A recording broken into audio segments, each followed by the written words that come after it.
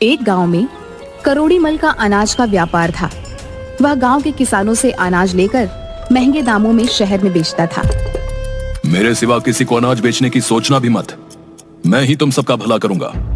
आप तो अन्नदाता हैं सेठ जी, हम गरीब कहाँ जाएंगे। धीरे धीरे सेठ ने सबकी जमीन भी हथिया ली। इस काम में करोड़ी मल की सहायता उनका मुंह लगा नौकर भोंदू करता था, जो कम अक्ल तो था लेकिन गांव के लोगों को अपने मालिक के बल पर बड़ा परेशान किया करता था।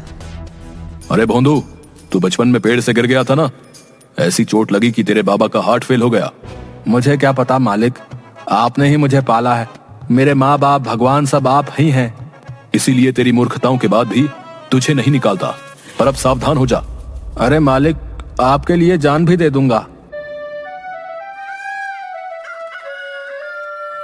एक दिन करोड़ी मल भोंदू के साथ सामान लेने शहर गया।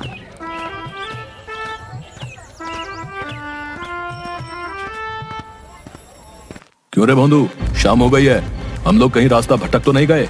ये सड़क कहाँ जाती है? सड़क कहीं नहीं जाती। सेठ जी, आपको क्या हो गया है? सड़क पर चढ़कर लोग इधर उधर जाते हैं। तो बैल का बैल ही रहेगा। किसी ऊंचे पेड़ पर चढ़कर देख, ये रास्ता कहाँ जाता है।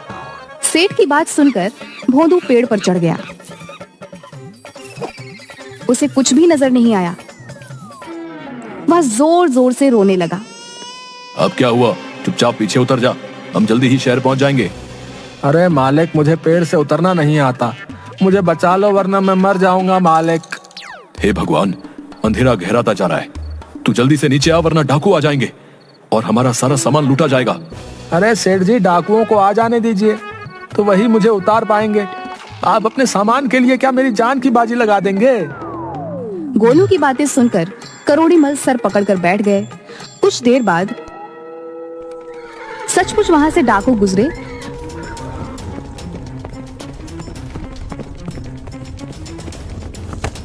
उन्होंने संजीदा राम को पूरी तरह से लूट लिया और भोंदू को पेड़ से नीचे उतारकर फेंक दिया। हाय मेरी कमर, मेरी कमर टूट गई। जब उतारना ही था तो धीरे से उतारते। चलिए सेठ जी, जल्दी से चलते हैं, अब डरने की कोई बात नहीं। सेठ अपनी किस्मत को कोसता हुआ वापस अपने घर आ गया।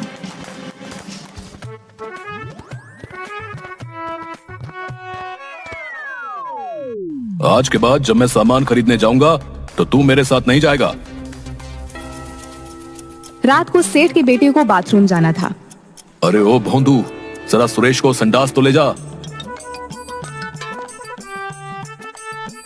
अरे क्या करना है उसे? उसे लघु शंका करनी है। ना ना, मुझे विश्वास नहीं। अगर उसने कुछ और भी कर दिया तो मेरी जिम्मेदारी नहीं। आज्ञा से ज्यादा या कम कुछ नहीं करने दूंगा। हाँ। हे भगवान, तू रहने ही दे, मैं ही ले जाऊंगा। कुछ दिनों बाद सेठ वापस शहर सामान खरीदने के लिए गए तो सेठ की दुकान पर एक साधु आया। मुझे भूख लगी है, मुझे भोजन कराओ, भगवान तुम्हारा भला करेगा। वाह वाह वाह, बड़ा आया भोजन करने वाला। मांग तो ऐसे रहा है जैसे तेरी अम्मा यहाँ खाना बना कर रखती है। चल भाग यहाँ से। भगवान के भक्तों के साथ ऐसा व्यवहार अच्छा नहीं है। तुझे इसका फल मिलेगा। अरे जा जा, फल मिलेगा, फल मिलेगा, फल मिलेगा तो खा लूंगा। तू अपना काम कर। भोंदू इसी तरह का व्यवहार सबके साथ करता था और सेठ का मुंह लगा नौकर होने के कारण वो पूरा फायदा उठाता था। एक दिन करोड़ी मल अपनी जमीनों की लिखा पढ़ी कर रहे थे कि उनका चश्मा गंदा हो गया। उन्होंने भोंदू को बुलाया। अरे ओ भोंदू, जरा ये मेरा चश्मा तो साफ कर दे, कुछ भी नजर नहीं आ रहा है। अभी लो मालिक, ऐसा चमका दूंगा कि मुझ पर नाज करोगे। मालिक को खुश करने के लिए कमअक्ल भोंदू सोचने लगता है कि क्या किया जाए। तभी उसे पास में रहने वाली घुमरी की आवाज सुनाई देती है। देख सुगनिया, मेरा बर्तन कितना चमक रहा है। कुछ भी चमकाना हो तो चूल्हे की राख से सूखा ही रगड़ देना चाहिए। अरे बस इतनी सी बात है, आज मालिक से इनाम लेके रहूंगा। वह चूल्हे की राख से रगड़ रगड़ कर चश्मा साफ कर देता है, जिसके कारण चश्मे के शीशों पर खरोच पड़ जाती है। अरे कमबख्त, ये क्या कर दिया मेरे चश्मे का तूने? इसी समय तू यहाँ से निकल जा। हे भगवान, अब मैं हिसाब किताब कैसे करूं? सेठ जी गुस्से में आकर भोदू को नौकरी से निकाल देता है। बहुत जगह नौकरी ढूंढता है, लेकिन उसकी नौकरी कहीं भी नहीं लगती। उसके व्यवहार के कारण और कम बुद्धि के कारण कोई भी उसे रखना नहीं चाहता। नौकरी तो मिलने से रही, मेरे लिए यही अच्छा है कि मैं अपना काम करूं। आज से मैं जंगल में जाकर लकड़ियां काट लूंगा। ना कोई मालिक है, ना नौकर, ना कोई डांटना फटकार। आराम से जीवन बिता लूंगा। जिंदगी में कभी भी मेहनत से काम ना करने के कारण वह किसी तरह पेड़ पर तो चढ़ गया, लेकिन कुल्हाड़ी से लकड़ियां काटने में उसकी जान निकलने लगी। लेकिन वह थोड़ी बहुत लकड़ियां काट कर ले आया और उन्हें बेचकर एक दिन का खाना बना लिया। अगले दिन वह फिर लकड़ियां काटने चला। मुझसे ज्यादा लकड़ियां तो काटी नहीं जाती हैं। ऐसा करता हूँ, पेड़ की सबसे मोटी डाल पर बैठ जाता हूँ, उसी को काट दूंगा।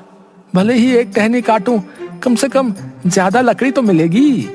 वह जिस डाल पर बैठा है उसी डाल को काटने लगता है। तभी वहाँ से एक साधु गुजरता है और उसे इस तरह से डाल काटते हुए देखकर जोर से चिल्लाता है, अरे मूर्ख, पागल तो नहीं हो गया है? जिस डाल पर बैठा है उसी को काट रहा है। मरना चाहता है क्या? अभी नीचे गिरेगा। साधु की बात पूरी होने से पहले डाल टूट जाती है और भोदू सूखे पत्तों के ढेर पर गिर जाता है और मन ही मन सोचने लगता है, लगता है ये साधु बड़ा ही चमत्कारी है। इसे सब कुछ पहले से पता है। मुझे इसके ही पैर पकड़ लेने चाहिए, यही मेरी नैया पार करेगा। अरे भाई, क्या तुम कोई ज्योतिषी हो? तुम्हें मेरे गिरने का पता पहले ही कैसे चल गया? तुम महाज्ञानी हो, जरा दया करके मुझको बताओ कि मेरा भविष्य क्या है। भोदू की इतना कहते ही साधु समझ गया कि भोदू पूरी तरह से मूर्ख है। उसे याद आ गया कि इसी भोदू ने उसके साथ बुरा व्यवहार किया था। वाह प्रभु, आपने इसको सबक सिखाने के लिए मुझे अवसर दे दिया। बिल्कुल सही समझे। मुझे वर्तमान भविष्य सभी का ज्ञान है बच्चा। मेरी दिव्य दृष्टि बताती है कि तुम्हारी मौत तुम्हारा पीछा कर रही है। महाराज, ये आप क्या कह रहे हैं? मुझे कोई तो उपाय बताइए। बिना दान के ज्ञान नहीं दे सकता हूं। तुम मुझे पैसे दो, मैं तुम्हें भविष्य का ज्ञान दूंगा। जेबों में उसे एक आने के सिवा कुछ भी नहीं मिलता। साधु महाराज, मेरे पास सिर्फ यही एक आना है। कृपया इसे स्वीकार करें और मुझे बताएं कि मैं कैसे मौत से अपनी रक्षा कर सकता हूँ। साधु ने मन ही मन हंसते हुए उसके एक आने को अपने जेब में रखा और बोला, ये काला धागा अपने पैर में बांध लो।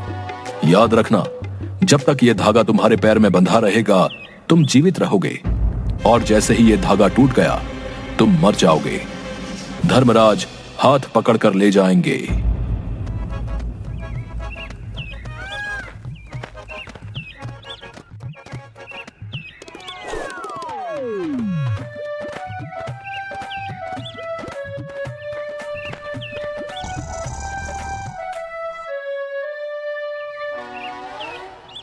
अजी, कुछ पैसे कमा कर लाओ। सुबह से घर में चूल्हा भी नहीं जला है। क्या हम लोगों को भूखा मारोगे? अरे भाग्यवान, मेरे पास ज्यादा समय नहीं है। मैं बिस्तर से उठा और मेरे पैर का धागा टूटा तो तू विधवा हो जाएगी। क्या बकवास कर रहे हो? धागा टूटने से भला कोई मरता भी है? अरे आज मैं एक ऐसे महाराज से मिला था जिसे भूत भविष्य सबका पता था। उन्होंने कह दिया तो ये होना निश्चित है। भोदू की पत्नी जानती थी कि भोदू के दिमाग में जो आ गया उसको हटाना नामुमकिन है। मजबूरी में वह खुद ही काम करने सेठ करोड़ी मल के घर गई।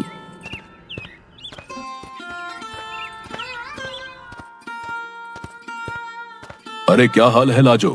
भोंदू ठीक तो है? इतने दिन हो गए, काम मांगने भी नहीं आया।